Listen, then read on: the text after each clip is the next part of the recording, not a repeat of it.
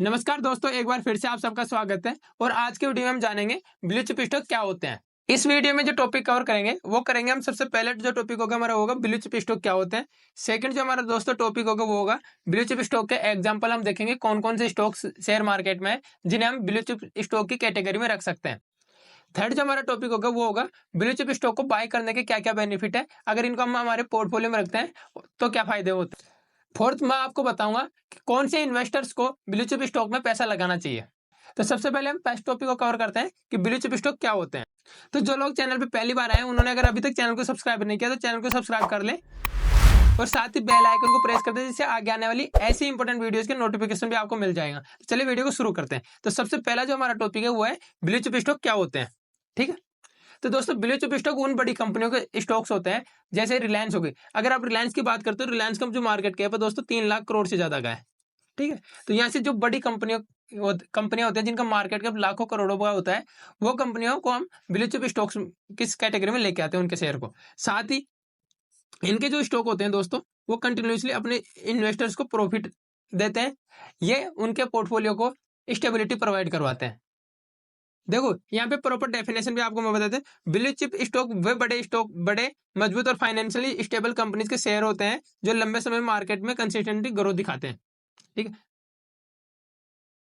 इसको आप पढ़ सकते हैं और नोट्स आपको पीडीएफ फॉर्मेट में डिस्क्रिप्शन में मिल जाएंगे, तो वहां से आप इनको डाउनलोड भी कर सकते हैं।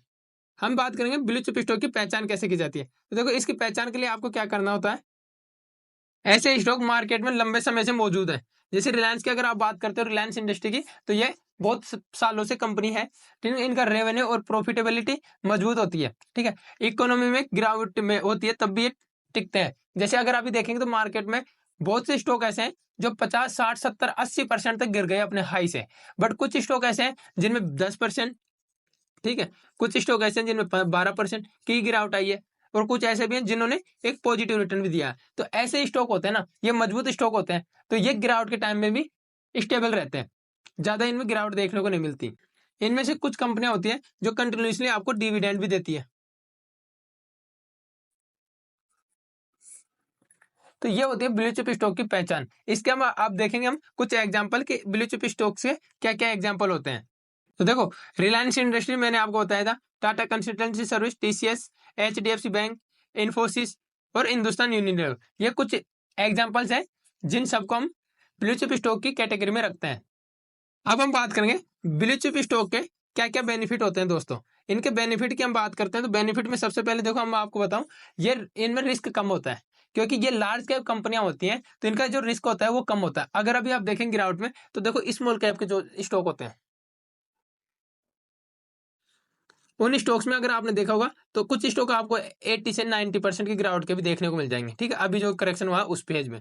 पर जो ये बड़ी कंपनियां उनका जिनका लार्ज कैप कंपनियां हैं या फिर ब्लू चिप कंपनियां के शेयर्स हैं, उनके अंदर आप देखोगे तो 10% से 15% की गिरावट मोस्टली शेयर में देखने को मिलेगी। तो ये होता है, तो ये स्टॉक लो रिस्क रहती है, स्टॉक मार्केट में स्टेबिलिटी बनाए रखते हैं। ठीक है, स्टॉक मार्केट में नहीं, अगर ब्लू चिप स्टॉक आपके पोर्टफोलियो में है तो ये आपके पोर्टफोलियो को भी स्टेबिलिटी प्रोवाइड करवाते हैं।